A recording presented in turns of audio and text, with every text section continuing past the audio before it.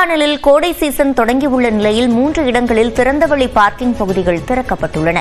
கூடுதல் தகவல்களை நமது செய்தியாளர் ஜாஃபர் சாதிக்கிடம் கேட்கலாம். சாதிக், விவரங்கள்.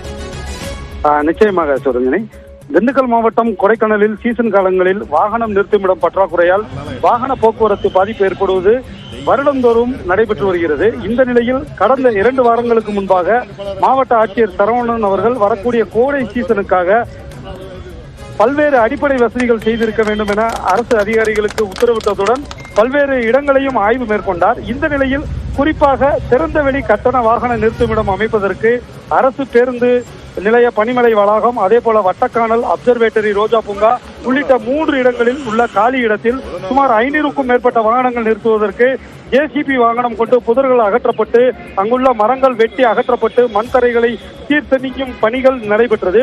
குறிப்பாக இந்த வாகன நிறுத்தும் இடத்தில் குடிநீர், கழிப்பறை உள்ளிட்ட அடிப்படை வசதிகள் மேம்படுத்தப்பட்டு இன்று முதல் கட்டமாக பேருந்து நிறுத்த பணிமனை வளாகம் பகுதியில் அமைக்கப்பட்டிருந்த திறந்தவெளி வாகன நிறுத்தும் இடமானது இன்று முதல் பொதுமக்கள் மற்றும் சுற்றுலா பயணிகளின் பயன்பாட்டிற்கு வந்தது. இந்த நிகழ்வினை கோட்டாட்சியர், நகராட்சி ஆணையாளர், காவல்துறை கண்காணிப்பாளர் மற்றும் நகர்மன்ற தலைவர், நகர்மன்ற துணைத் தலைவர் இணைந்து ரிப்பன் வெட்டி திறந்து வைத்தனர். இதைத் தொடர்ந்து நாளை முதல் குறிப்பாக நகராட்சி சார்பில் வாகனம் நிறுத்துவதற்கு கட்டணமானது நிர்ணயம் செய்யப்பட்டு கட்டண நடைமுறை தொடரும் என நகராட்சி ஆணையாளர் சத்யநாதன் தெரிவித்துள்ளதும் குறிப்பிடத்தக்கது சிவரஞ்சனி. மேலும் அதே போல மற்ற 2 இடங்களும் விரைவில் சுற்றுலா பயணிகள் மற்றும் பொதுமக்கள் பயன்பாட்டிற்கு வரும் எனவும் தெரிவிக்கப்பட்டுள்ளதும் குறிப்பிடத்தக்கது சிவரஞ்சனி.